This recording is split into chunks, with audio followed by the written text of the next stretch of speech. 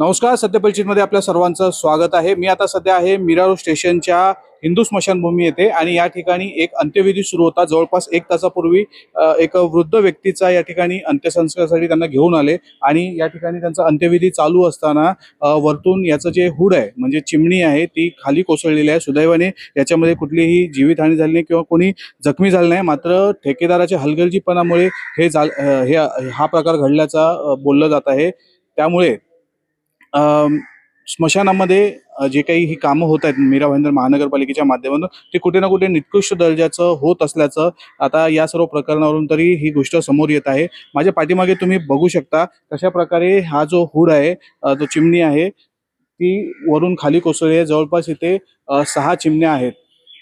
जवळपास या ठिकाणी 6 चिमण्या आहेत। त्या चिमण्यांपैकी एक चिमणी ही खाली त्या ह्याच्यावरच कोसळली आहे। आता सध्या देखील जी चिता जळत आहे त्याच्यावर ती हुड पडलेला अजूनही आहे, ते बाजूला काढण्यात आलेलं नाही।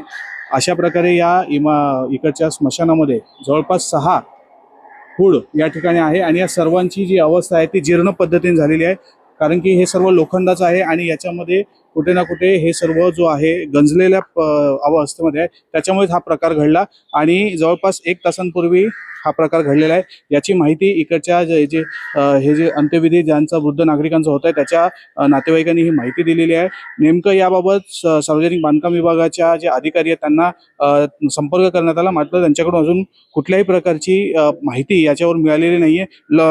नक्कीच लवकरच या सर्व प्रकारावर आम्ही तुम्हाला लवकर अपडेट देऊ की नेमकं हे प्रकरण झालं तरी कसं आणि याबाबत महानगरपालिका पुढे काय ॲक्शन घेणार आहे, पुढे काय याच्यावर कारवाई करणार आहे।